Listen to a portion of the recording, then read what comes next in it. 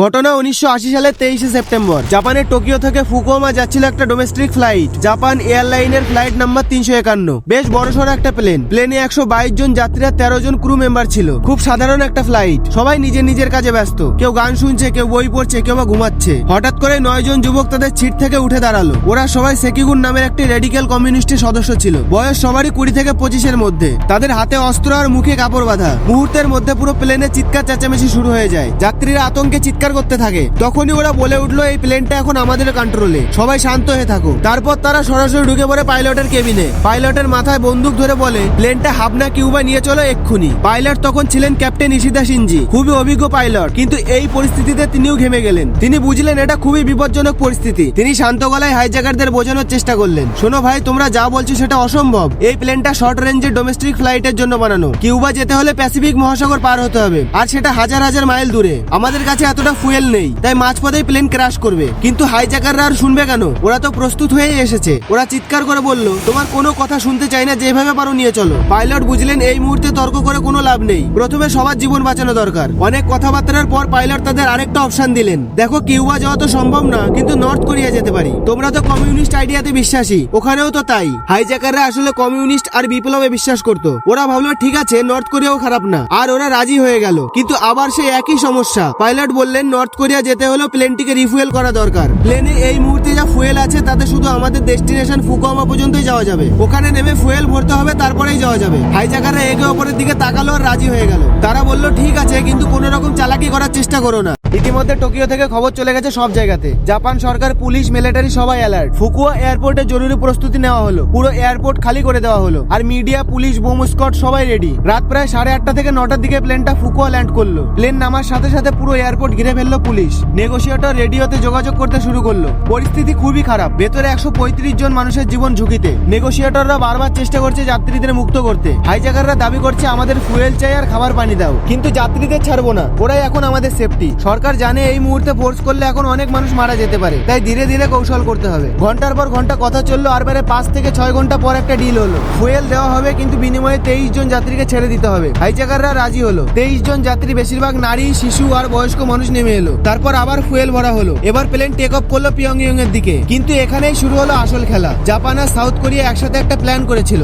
South কোরিয়ার গিপ্পো এয়ারপোর্টকে সাজানো হবে নর্থ কোরিয়ার মতো, আর প্লেনকে ওখানেই নামানো হবে। আর হাইজ্যাকারদের বিশ্বাস করাতে হবে এটাই পিয়ংইয়ং। এবার তোমার মনে প্রশ্ন হতেই পারে, এই প্ল্যানটা আবার কেন? কারণ প্লেনটা নর্থ কোরিয়া গেলে তার উপর আর কোনো কন্ট্রোলই থাকবে না। এখানে দুনিয়ার সবচেয়ে ক্লোজ সরকার, যাত্রীদের বাঁচানো তখন আরো কঠিন হয়ে যাবে। তাই সাউথ কোরিয়ার পুরো এয়ারপোর্ট রাতারাতি সাজিয়ে ফেলা হলো নর্থ কোরিয়ার মতো। নর্থ কোরিয়ার ফ্ল্যাগ লাগানো হলো, ইউনিফর্ম পাল্টানো হলো, এমনকি বিশেষ ট্রেনিং নেওয়া সাউথ কোরিয়ান অফিসাররা অভিনয় করতে শুরু করলো নর্থ কোরিয়ার মতো। রাত প্রায় 1টা থেকে 2টোর দিক প্লেনটা সাউথ কোরিয়ার এয়ার স্পেসে ঢুকলো। সাউথ কোরিয়ান অফিসাররা রেডিওতে বলল, আপনারা নর্থ কোরিয়ার এয়ার স্পেসে প্রবেশ করেছেন, পরিচয় দিন। পাইলট বললেন, আমরা জাপান এয়ারলাইন 351 হাইজ্যাক পিয়ংইয়ং যেতে চাই। আর প্লেন নামলো গিপ্পো এয়ারপোর্টে। চারিদিকে নর্থ কোরিয়ান ফ্ল্যাগ, ইউনিফর্ম পরা নর্থ কোরিয়ান অফিসাররা দাঁড়িয়ে আছে। ওরা নেমে বাইরে তাকালো, সবকিছু পারফেক্ট মনে হচ্ছিল, কিন্তু কিছু একটা মিল ছিল না। হাইজ্যাকারদের লিডার বাইরে তাকিয়ে একটি সেল অয়েল কোম্পানির ট্রাক দেখে ফেলেছিল, যা কোনোভাবেই নর্থ কোরিয়া থাকার কথা নয়। আর সে অন্য সদস্যদের এই কথাটাই বলে দিল। তারপর সে নর্থ কোরিয়ার অফিসারদের প্রশ্ন করতে শুরু করলো, নর্থ কোরিয়ার বর্তমান 5 ইয়ার ইকোনমি প্ল্যান কি? এটা শুনে অফিসাররা হকচকিয়ে গেল, কারণ ওরা তো এটা ডিটেলসে জানে না। হাইজ্যাকাররা আবার বলল, কিম ইল সুমের সর্বশেষ ছবি দেখাও, আমাদের সাথে কিম ইল সুমের কোটেশন দিয়ে আলোচনা করো। আর সেখানে কেউ পারলো না।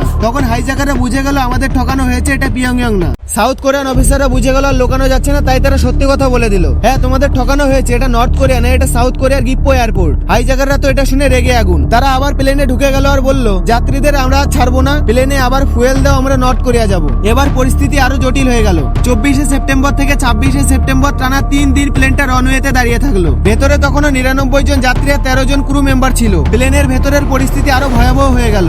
খাবার, জল কম, টয়লেট পরিষ্কার করা হচ্ছে না, আর গরম আর দুর্গন্ধে সবার অবস্থা খারাপ। বাচ্চারা কাঁদছে, বয়স্করা অসুস্থ হয়ে পড়ছে। নেগোসিয়েটররা বারবার চেষ্টা করছে ওদের বোঝাতে, কিন্তু হাইজ্যাকাররা নাছোড়বান্দা, ওরা কোনো কথাই মানছে না। 26শে সেপ্টেম্বর তখন জাপান সরকারের পক্ষ থেকে একজন অফিসার এগিয়ে এলো। তার নাম শিনজিরো ইয়ামামুরা। তিনি ছিলেন জাপান ট্রান্সপোর্ট মিনিস্টার, একজন সিনিয়র অফিসার, মাত্র 47 বছর বয়স। আর তিনি হাইজ্যাকারদের সাথে কথা বললেন, শোনো, যাত্রীদের ছেড়ে দাও, আমি তাদের জায়গায় যাব। আমি একজন সরকারি কর্মকর্তা, আমাকে রেখে তোমরা আরো ভালো ডিল করতে পারবে। হাইজ্যাকাররা চিন্তা করলো একজন সরকারি হোস্টেস তাদের জন্য বেশি ভ্যালুয়েবল। তারা রাজি হয়ে গেল। অবশেষে সব যাত্রী আর ক্রু মেম্বারদের ছেড়ে দেওয়া হলো, শুধু ইয়ামামোরা আর পাইলট ইশিদা শিনজি রয়ে গেল। নতুন ফুয়েল দেওয়া হলো আর প্লেন এবার টেক অফ করলো সত্যিকারের নর্থ কোরিয়ার উদ্দেশ্যে।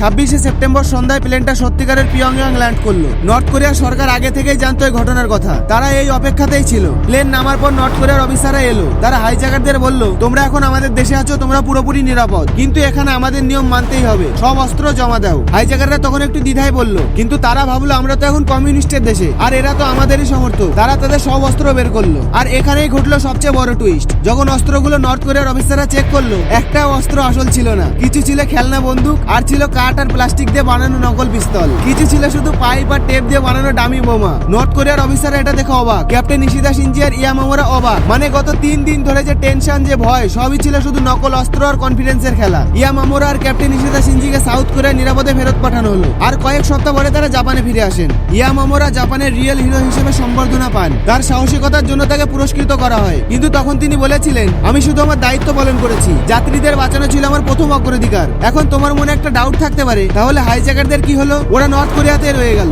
নর্থ কোরিয়ার সরকার ওদেরকে রাখলো, কিন্তু সম্পূর্ণ নজরদারিতে। ওদের কাউকেই আর জাপানে ফেরত পাঠানো হয়। তো এই ছিল পুরো ভিডিওটা। ভালো লাগলে একটি লাইক করে দিও, চ্যানেলে নতুন হয়ে থাকলে সাবস্ক্রাইব করতে একদমই ভুলো না। আর ভিডিওটা কেমন লেগেছে কমেন্টে লিখে জানিও। দেখা হচ্ছে অন্য কোনো ভিডিওতে।